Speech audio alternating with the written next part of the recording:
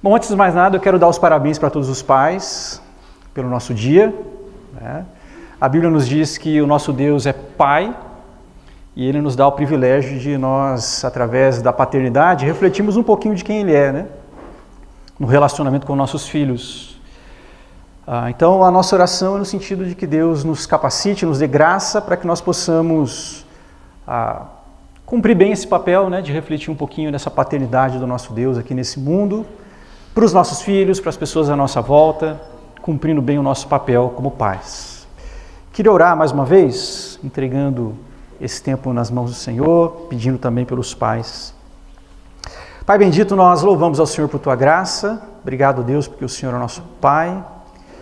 E obrigado, Senhor, pelo privilégio que o Senhor nos dá de sermos pais e de refletirmos um pouquinho de quem o Senhor é na vida dos nossos filhos. Nos ajude, ó Deus, nós não somos suficientes para fazer isso, mas obrigado por Tua graça que nos capacita, ó Deus. Que o Senhor abençoe cada pai aqui presente, que eles cumpram com fidelidade essa importante tarefa que o Senhor confiou a cada um de nós, ó Deus. Pedimos que o Senhor fale conosco, nos abençoe por meio da Tua palavra, que sejamos edificados, desafiados, encorajados pelo Senhor nessa manhã, ó Deus. Te pedimos isso no nome de Jesus. Amém. Bom, meus irmãos, eu creio que uma coisa que todos nós vamos concordar é que nós temos vivido tempos difíceis naquilo que se refere à vida familiar, a relacionamento pais e filhos, né? E a própria Bíblia, ela nos fala um pouquinho a respeito dessas dificuldades. Lá em 2 Timóteo, capítulo 3, versículos 1 e 2, que estava na projeção, que eu vou abrir aqui para vocês rapidinho. 2 Timóteo, não é o nosso texto, mas é só para introduzir.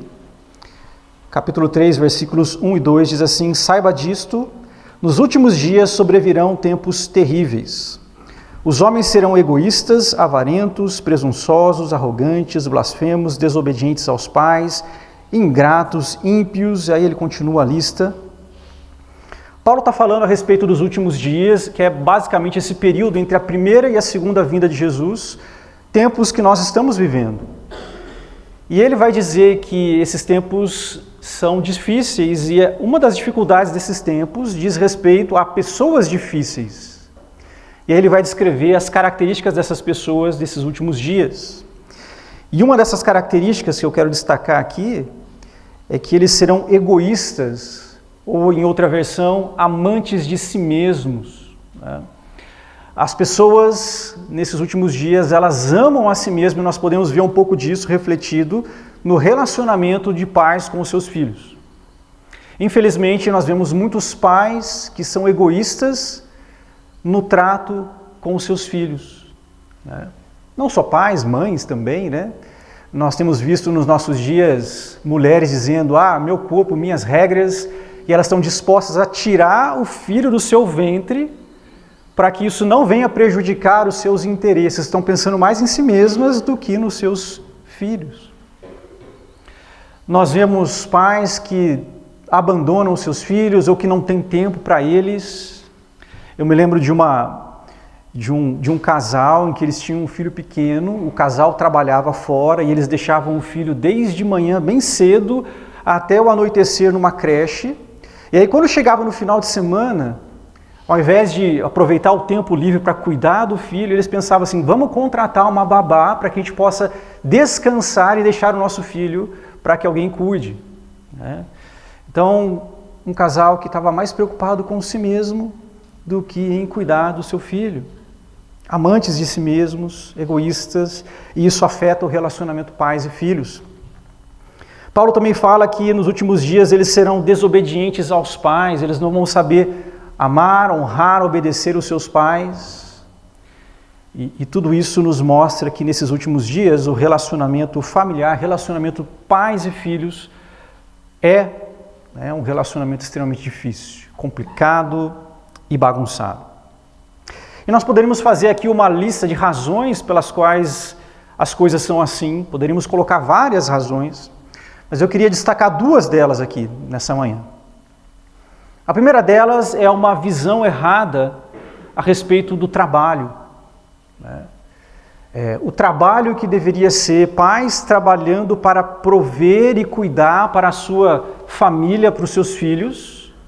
Curiosamente, então, o trabalho que deveria ser para a família acaba afastando os pais dos seus filhos, porque muitos não têm tempo ou não têm interesse em estar com os seus filhos, porque estão mais focados no trabalho e se esquecem dos seus filhos. E uma segunda razão, também uma visão errada a respeito dos filhos. Filhos estão sendo vistos hoje em dia como um problema, como uma dor de cabeça, como um fardo do qual nós muitas vezes temos que nos livrar desse fardo, desse peso. E isso tem gerado uma bagunça nas famílias e nos relacionamentos entre pais e filhos. E aí então, se nós queremos que a nossa casa seja uma casa em ordem, no qual exista um bom relacionamento, nós precisamos, então, ter uma visão correta sobre esses dois assuntos. E um texto bíblico que nos apresenta essa visão, que eu quero ver com vocês essa manhã, é o Salmo de número 127. Peço que você abra a sua Bíblia lá, por favor. É um salmo bem pequeno, são 5 versículos apenas. Quero ler com vocês. Salmo 127.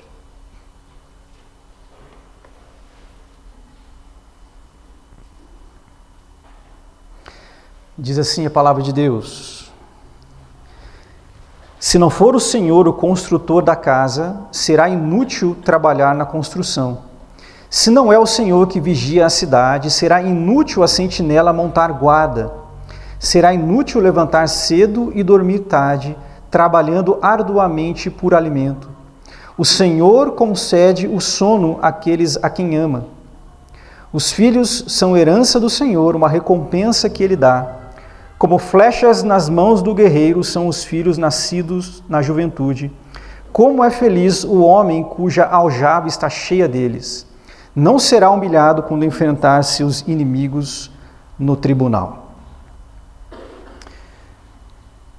O Salmo 127, ele é atribuído a Salomão. E nós conhecemos Salomão. Salomão foi um grande rei na nação de Israel. Ele foi um rei do reino unificado, ainda antes da divisão entre reino norte e sul.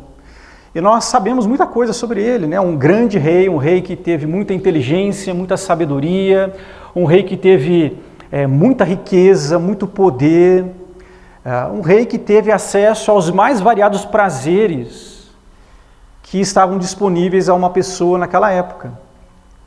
Então Salomão foi um homem que tinha tudo aquilo que a maioria das pessoas hoje em dia quer e busca.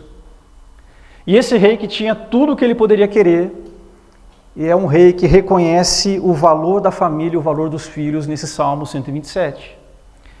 Isso já deveria ser uma lição para nós, né? Porque tem muitas pessoas nos nossos dias que vão atrás daquilo que Salomão tinha e não percebem o valor da família, o valor dos filhos. Mas alguém que tinha tudo aquilo que alguém poderia querer, humanamente falando, era capaz de reconhecer a importância do lar, a importância da família, a importância dos filhos. Um outro destaque aqui nesse Salmo 127 é que ele fala basicamente sobre 2 assuntos principais.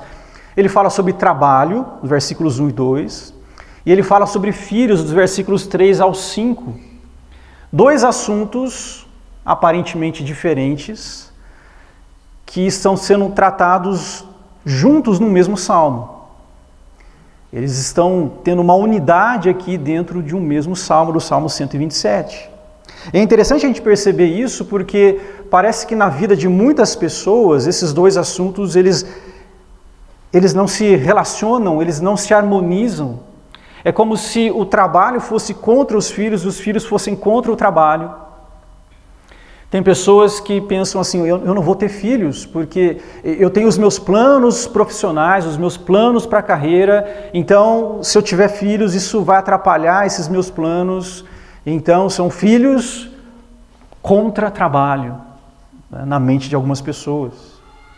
E outros pais que têm os seus filhos acabam deixando eles de lado porque eu preciso focar toda a minha atenção e meu esforço no trabalho e eu não tenho tempo para os filhos.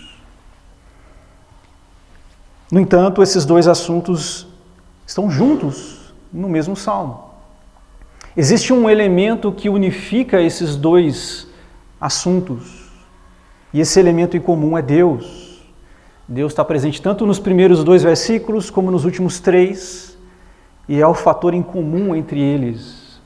Então, quando Deus é o centro da nossa vida, quando nós colocamos a nossa confiança nele, esses dois temas eles não são um contra o outro, mas pode haver harmonia entre filhos e trabalho.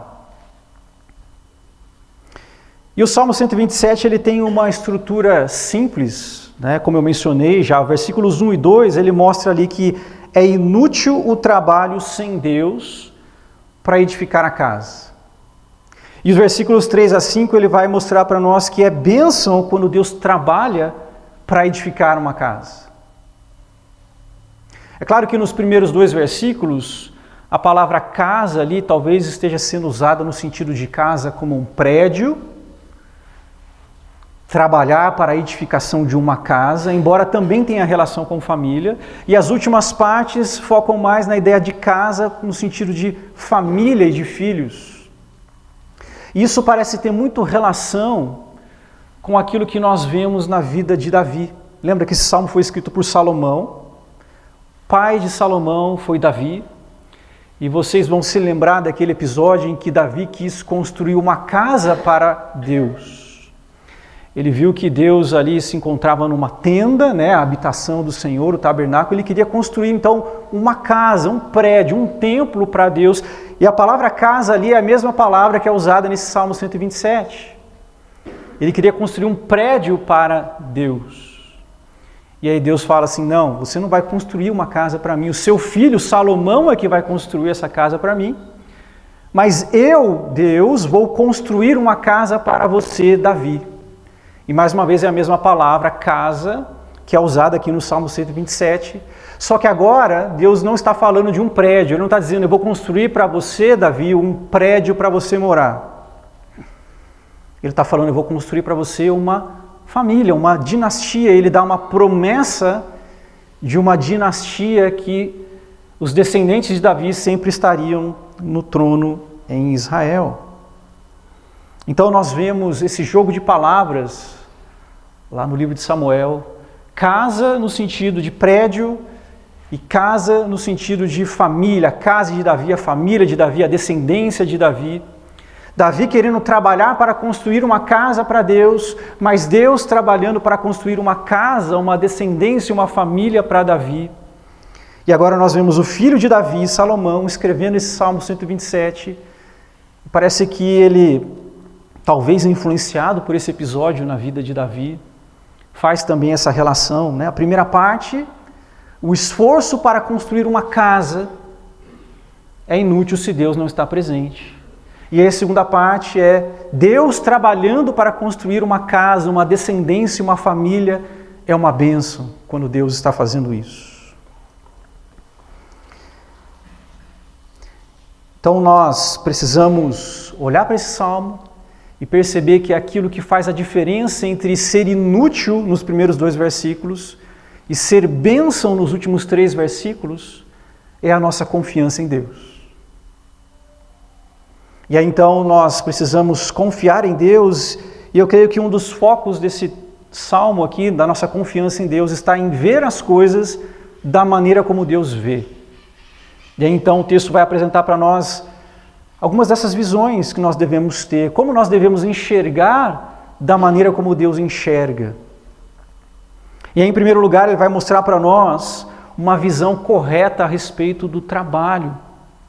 Os primeiros 2 versículos, eles mostram para nós 3 tipos de trabalho, e o salmista mostra ali que todos eles são inúteis se Deus não está agindo. Se a nossa confiança não estiver em Deus, todo esse trabalho é inútil, é vazio, é sem sentido. E isso nos lembra muito a própria linguagem do livro de Eclesiastes, né, escrito por Salomão.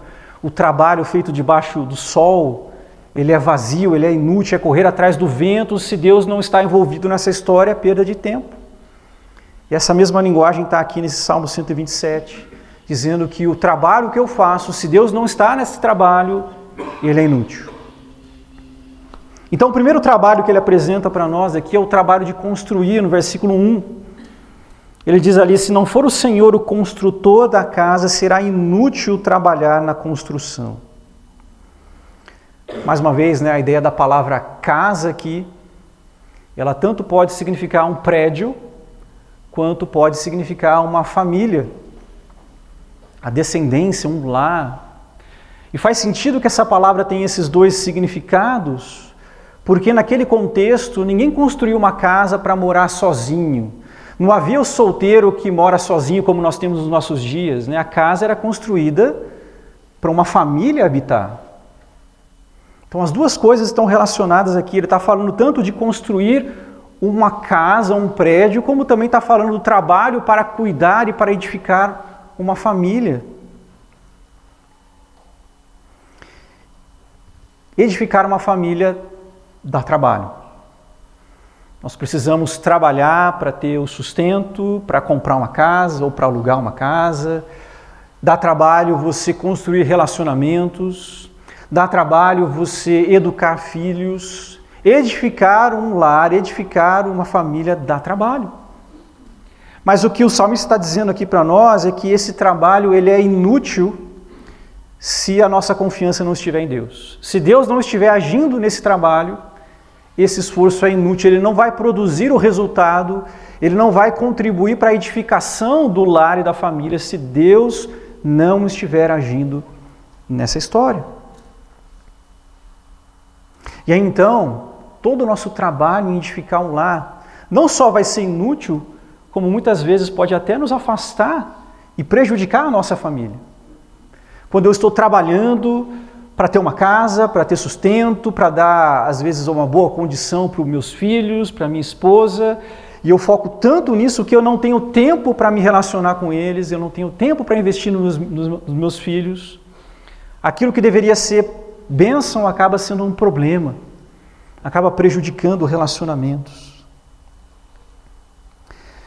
O segundo trabalho que o salmista menciona aqui é o trabalho de vigiar. O texto continua dizendo ali, se não é o Senhor que vigia a cidade, será inútil a sentinela montar guarda. A palavra cidade aqui, nós precisamos nos lembrar que a gente não tem que pensar nessa palavra da maneira como nós pensamos cidade hoje em dia, né? Grandes centros urbanos. Ainda que existissem cidades grandes naquela época, de maneira geral, muitas delas eram pequenos povoados, vilarejos, no qual viviam famílias. Famílias estavam ali. E a ideia de vigiar a cidade, então, é você zelar e proteger pelas famílias, as famílias que ali viviam. E nós também fazemos isso. Pais também fazem isso hoje em dia.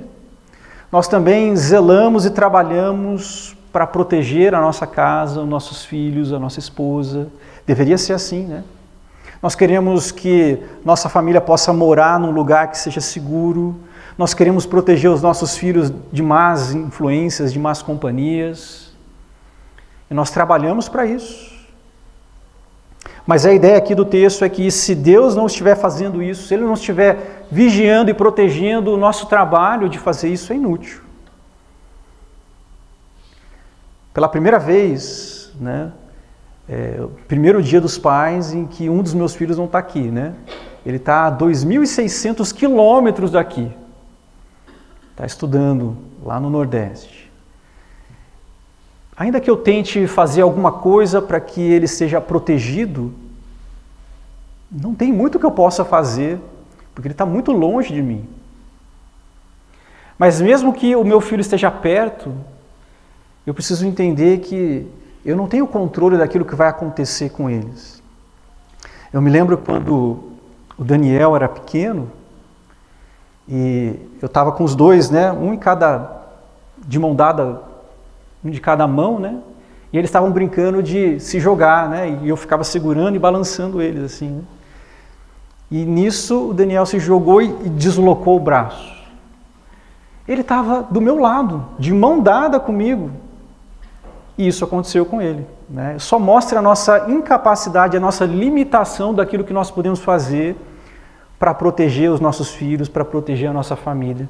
Se Deus não vigiar, se Deus não proteger e não cuidar, o nosso esforço é inútil.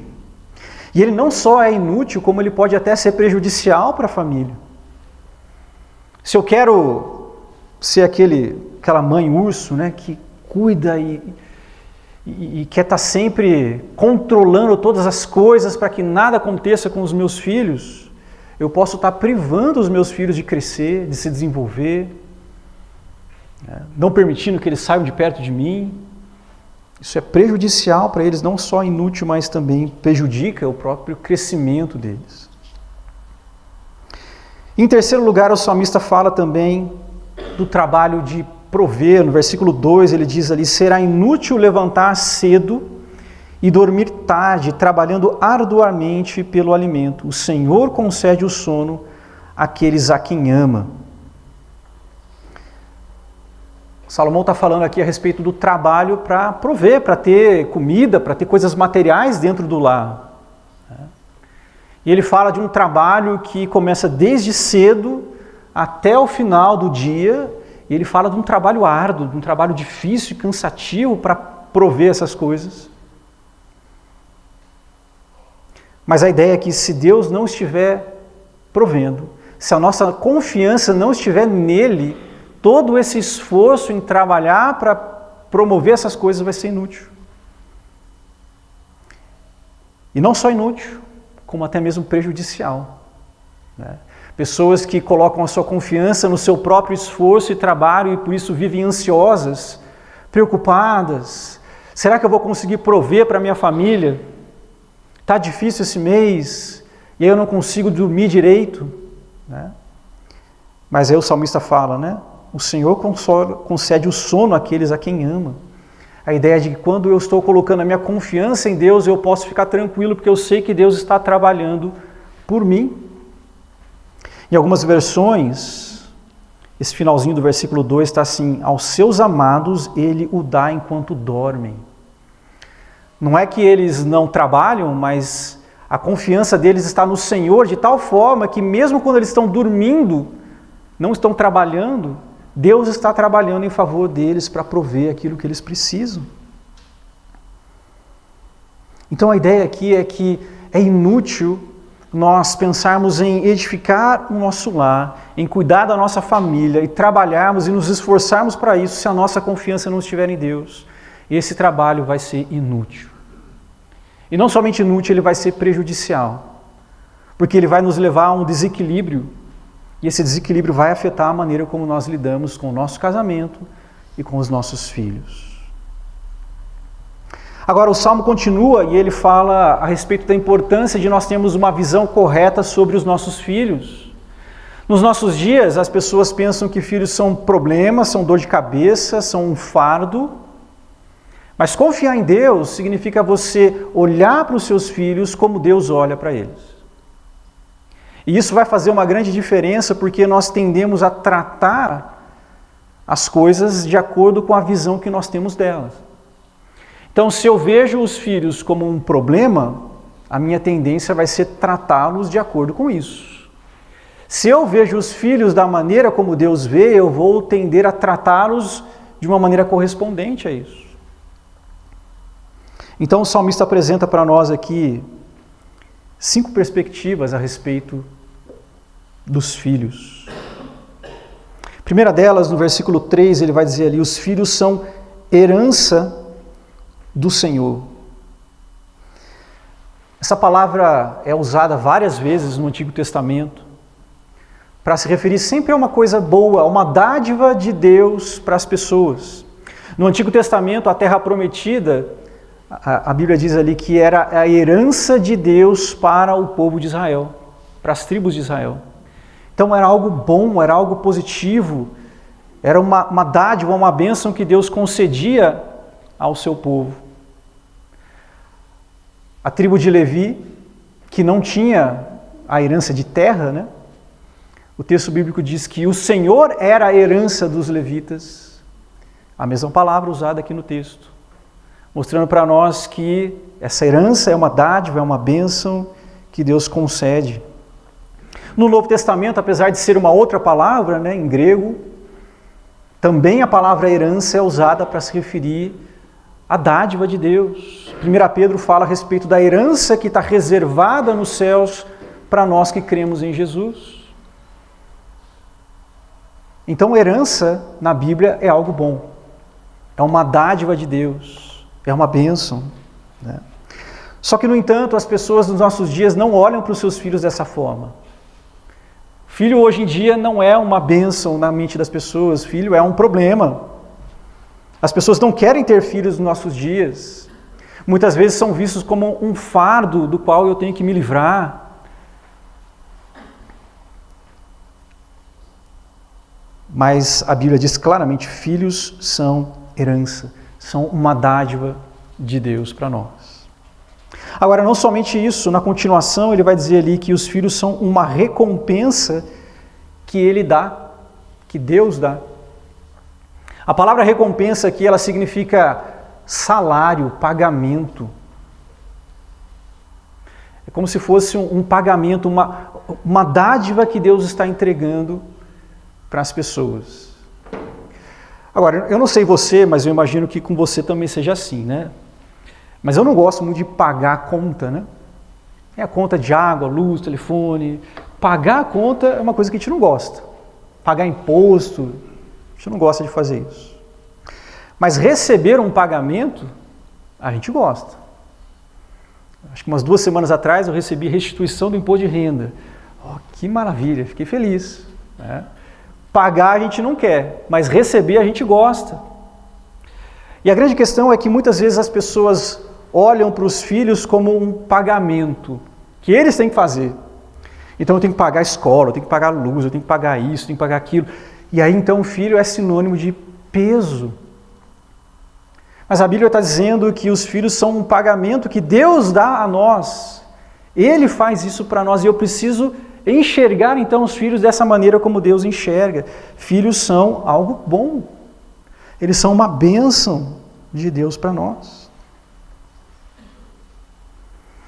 No versículo 4, o Salmo continua, ele diz ali, como flechas nas mãos do guerreiro são os filhos nascidos na juventude.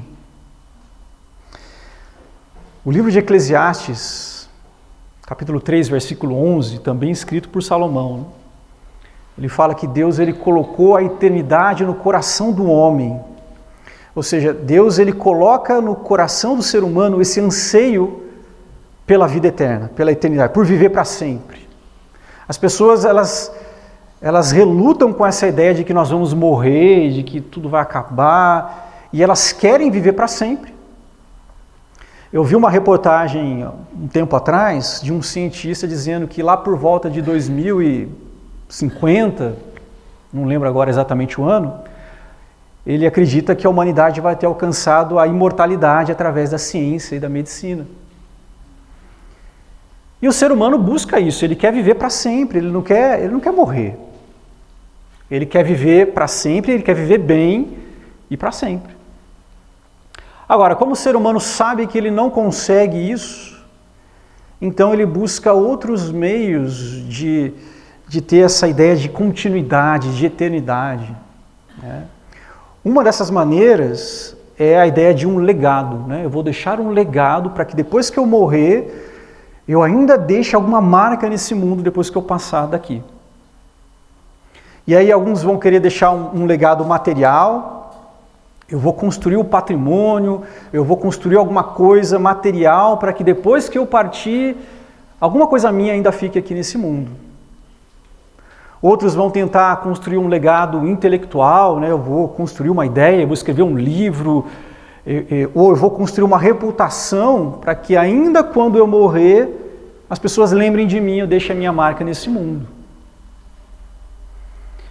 Agora, o que as pessoas às vezes não pensam e não percebem é que os filhos são uma forma de deixar essa continuidade depois que nós partimos. O salmista, quando ele diz, como flechas nas mãos do guerreiro são os filhos nascidos na juventude, ele está falando que os filhos eles são uma espécie de expansão do alcance dos pais aqui nesse mundo. Naquela época existiam alguns instrumentos de guerra, alguns deles eram para batalha próxima, uma espada, um punhal, então ele tinha alcance próximo, e outros eram de longo alcance, a flecha era um deles. Então eu atiro a flecha, ela vai cair lá longe, né?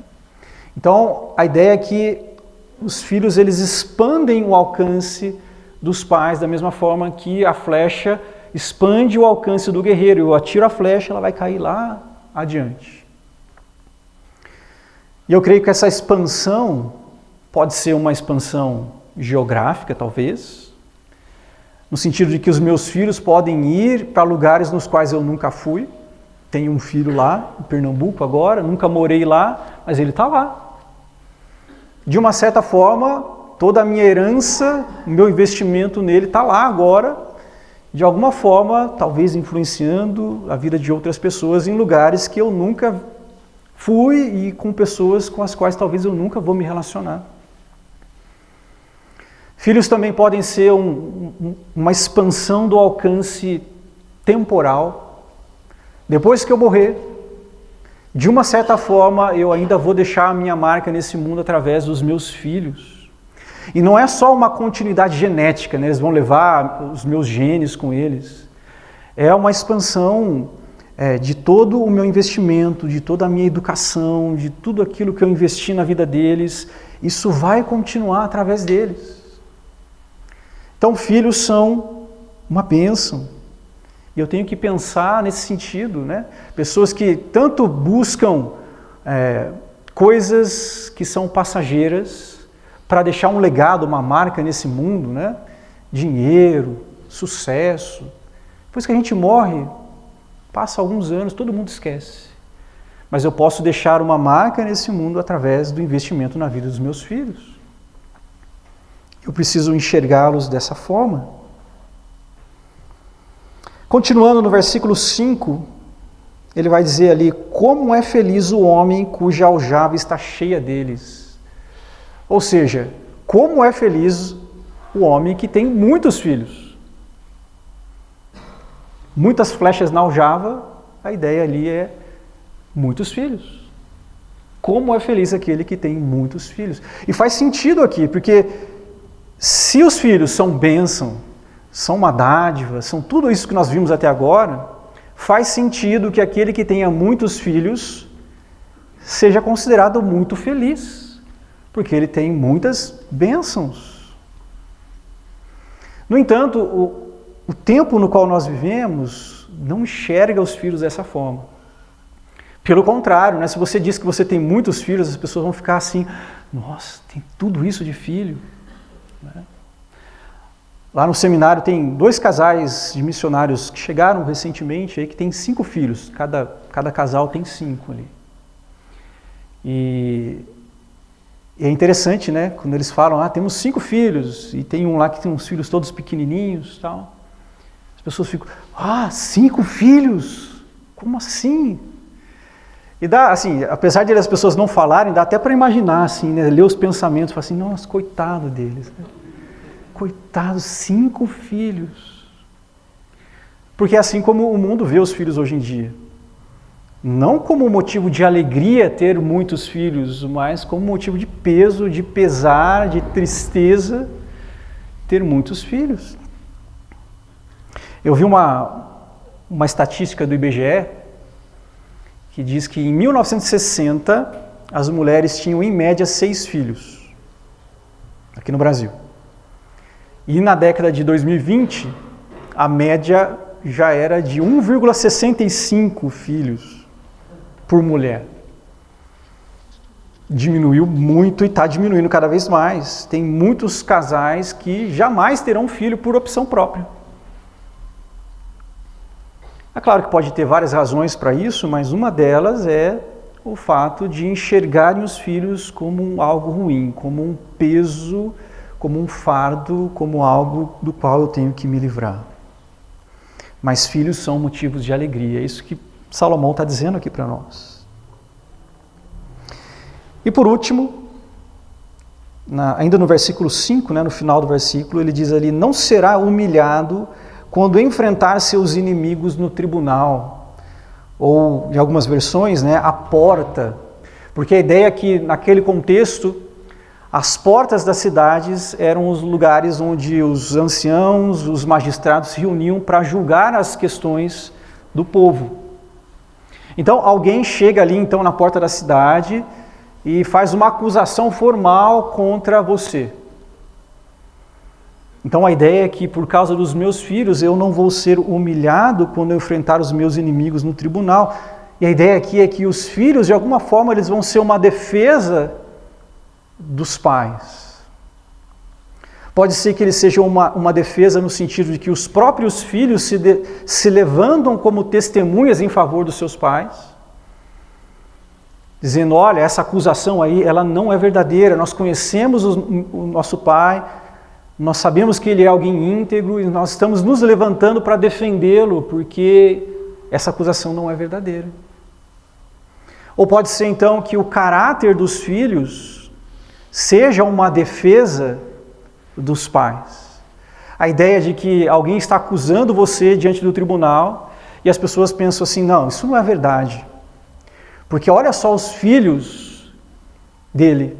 São pessoas íntegras, são pessoas fiéis, é uma família diferenciada. Não é verdade isso, não é possível. Então, o caráter dos filhos sendo uma defesa, uma proteção, um cuidado em relação às acusações injustas. Quando eu refleti um pouco sobre isso, né, eu fiquei pensando, imagine uma pessoa que não conhece você pessoalmente.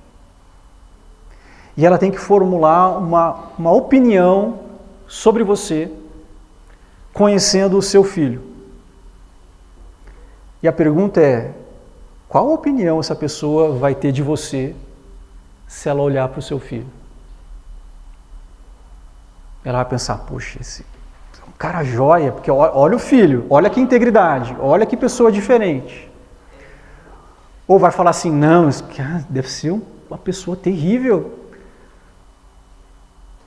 Qual é a opinião que alguém formularia sobre você se conhecesse somente o seu filho? Então, filhos são uma defesa do caráter dos pais, são uma proteção dos pais. E aqui eu creio que a gente poderia até incluir a ideia de cuidado com os pais, talvez até na velhice. Eu fiquei triste, né, quando eu li um tempo atrás 2 reportagens. Uma falava era do Japão e outra era de algum país da Europa, não lembro qual era, de pessoas idosas que morreram nos seus apartamentos e passaram-se meses sem que ninguém soubesse e sentisse falta daquela pessoa. Que tristeza! Porque tem crescido cada vez mais o número de pessoas que escolheram não ter filhos, não têm família, não têm ninguém, e estão agora na sua velhice sozinhas e que morrem esquecidas porque não tem ninguém. Que triste isso. Mas os filhos são uma proteção, são um cuidado, são uma defesa para os seus pais. Então, meus irmãos, quando nós olhamos aqui para esse salmo, nós vemos esses desafios para nós.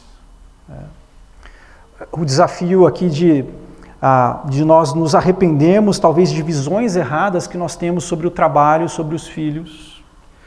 Talvez eu esteja olhando para o meu trabalho e vendo somente o esforço que eu tenho que fazer para edificar o meu lar, a minha casa e construir coisas, e não estou colocando Deus nessa história. Isso está não somente sendo inútil, como prejudicando a minha família, os meus filhos. Eu preciso me arrepender disso.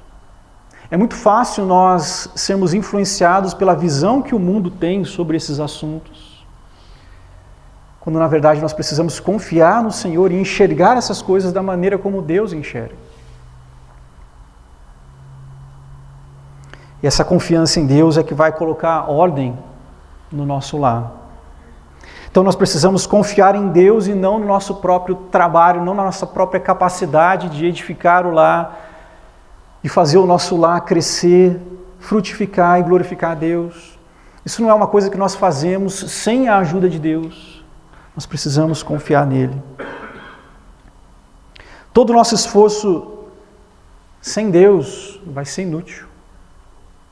Todo o nosso trabalho é inútil se Deus não estiver trabalhando em nosso favor. A vida cristã é assim, né? Todo o nosso trabalho para merecer alguma coisa, ou para conquistar alguma coisa no que se refere a Deus é inútil se Deus não estiver agindo em nosso favor. Por isso a nossa confiança tem que estar em Deus, na graça, em Cristo Jesus. E nós precisamos ver os filhos da maneira como Deus vê, porque isso vai fazer toda a diferença na maneira como nós vamos tratá-los, na maneira como nós vamos lidar com o nosso lar, com a nossa casa. Então esse é o grande desafio aqui para nós desse texto. Somos chamados aqui a fazer uma autoavaliação, né? Como eu tenho enxergado o meu trabalho e os meus filhos. O que isso, a maneira como eu lido com esses dois temas, o que isso mostra a meu respeito, o que isso mostra a respeito da forma como eu tenho enxergado esses dois assuntos. Onde eu tenho colocado a minha confiança, em mim mesmo ou em Deus edificar o meu lar e a minha casa. Que Deus nos ajude, não só pais aqui presentes, mas mães, a confiarmos no Senhor e a buscarmos nele essa maneira de enxergar os nossos filhos, o nosso trabalho, a dependermos dele para fazer aquilo que precisamos, para que a nossa casa, o nosso lar, seja um lar diferente. Um lar que brilhe e manifeste a glória e a graça de Deus no mundo em que as famílias estão se desfazendo. E para você que não é pai, né, nem mãe, você que é filho ainda está aqui, que tudo isso possa te ajudar nas suas escolhas em relação ao futuro. É muito fácil você que ainda não casou, não tem o seu lar, você ser influenciado por essas visões do mundo sobre esses assuntos.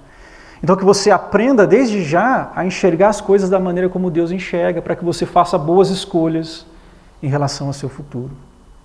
Amém? Vamos orar? Pai querido, nós somos muito gratos ao Senhor pela Tua palavra e pela forma como ela nos instrui, nos ensina. Pedimos perdão a Deus pelas vezes em que somos influenciados por visões distorcidas que o mundo nos apresenta, ó Deus, e pela forma como às vezes permitimos que isso afete a nossa casa. Nos ajude, Senhor, a confiar em Ti, a colocar toda a nossa confiança e dependência no Senhor. Nós devemos sim trabalhar, mas trabalhar confiando e dependendo de Ti, ó Deus, enxergando tanto o trabalho como a família, como o Senhor vê. Ajuda-nos, ó Deus, porque reconhecemos que não somos suficientes para isso.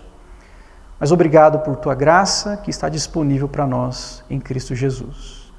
E é no nome dele que nós oramos. Amém.